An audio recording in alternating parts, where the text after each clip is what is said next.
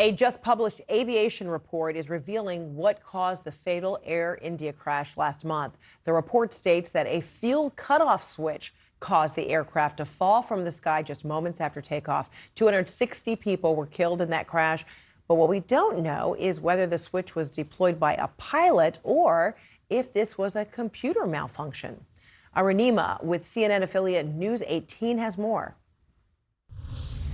Exactly a month after that unfortunate crash of Air India's aircraft in Ahmedabad, the preliminary report of the Aircraft Accident Investigation Bureau is out. 2-3 important takeaways from that report. A, for the first time, there is an official estimate being given of the death toll. Other than the 241 crew and passengers on board, 19 others have been pronounced dead in this aircraft crash. So about 260 people have been accounted for after the DNA testing.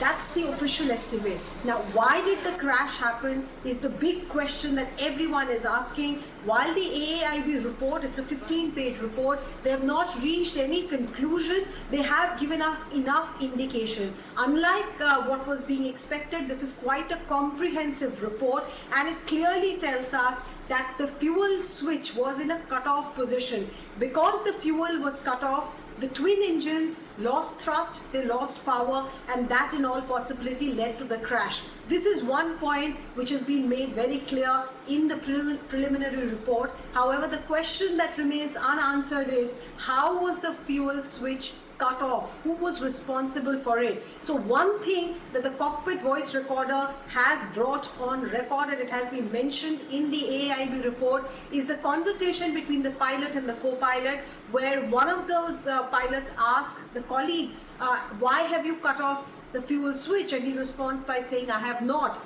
Now, these pilots have not been named, so we don't know whether it was the captain who said this or whether it was the first officer. But there was a definite conversation in the cockpit which clearly says that the pilots were unaware as to how this fuel switch went into the cutoff mode. They tried to bring it back to the run position, and one of the twin engines tried it with all its might to get to a full power, full thrust position, but there was not enough time, there was not enough altitude, and the crash happened in no time. So this is the sequence of event that has been given in the preliminary report. Arunima in Delhi, thank you. All right, to India now, where a new report is explaining what caused that deadly Air India crash exactly 1 month ago. 260 people were killed in the crash after a fuel cutoff switch caused the aircraft to fall from the sky just moments after it took off. Was it pilot error or a chip malfunction? CNN's Richard Quest has more. The report is 15 pages long and is called preliminary, but it's pretty definitive about what took place in the cockpit.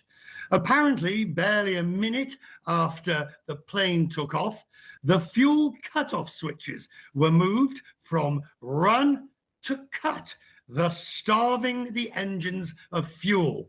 You can see from the video of the plane as it starts to climb and then suddenly loses altitude until it crashes into buildings next to the airport. Why did the pilots cut the fuel? That's the question that no one knows. One of the pilots does say to the other, why did you cut off? And the other pilot says, I didn't cut it. I didn't do so.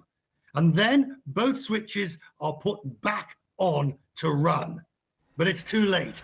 By then, the engines have spooled down and they can't reignite in time to create lift.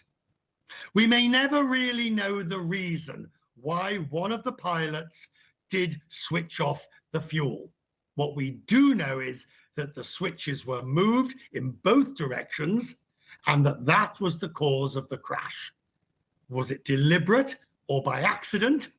The positioning of the switch in the cockpit is specifically designed so you can't knock it by accident. The way it operates, you pull it out, lift it over, and let it go. It's not automatic. It has to be done manually. So the entire way this operation took place suggests first one switch, then the other, then this dialogue between the pilots, and then they reverse they switched the engines back on again. As I say, we may never know why that took place. Richard Quest, CNN, Bordeaux. Thanks so much, Richard. Let's discuss this further with CNN safety analyst David Susi. He is a former FAA safety inspector. Good to see you. So I understand you say, in your 45 years of aviation experience, you've never encountered an incident where both engines were manually shut off during takeoff. And then with this switch, Richard explained how difficult it is. It's not like a knee may have knocked the switch and then suddenly, it cuts off fuel. It sounds pretty intricate. Would you be leaning toward whether there's some kind of chip malfunction? Because no pilot would want to do that. No, these are manual switches and there are no chips. There's not like a computer-driven movement to turn those on and off. It's a physical movement. And you said that I've never encountered this before, and I have not with an accident investigation. However, in 1987, there was a 767 where the pilot inadvertently turned the switches off and then recovered by turning them back on. But he was at altitude and was able to recover from it. But at that time, the 767 had two sets of switches. They had what they called the FADEC, or the engine controls, right next to these cutoff switches. And so they were inadvertently pulled. They were very similar switches. So that was a different scenario. And Boeing has since redesigned the aircraft where those switches are not near each other at all. They're very clear. They're big knobs, round knobs that you pull out. You cannot bump those. I've ridden as the jump seater where my knees are even close to those switches, and I've seen that, and there's no possibility in my mind that those could have inadvertently been moved. And would they be looking into, is there another way in which that fuel switch could be turned off? Something internally, having nothing to do with those physical manual switches? Well, I suppose they would be looking at that. I would be looking at that for sure. But they're very confident that the way that you monitor the movements of those switches is not electronically necessarily. It's a physical indicator that shows that the switch was pulled, moved, and replaced, and that feeds back to the recorder. So I don't see that there's anything else, any electronic failure of any kind at all. It's very clear to me that they were manually moved. So is it case closed, or is there anything else that needs to be explored?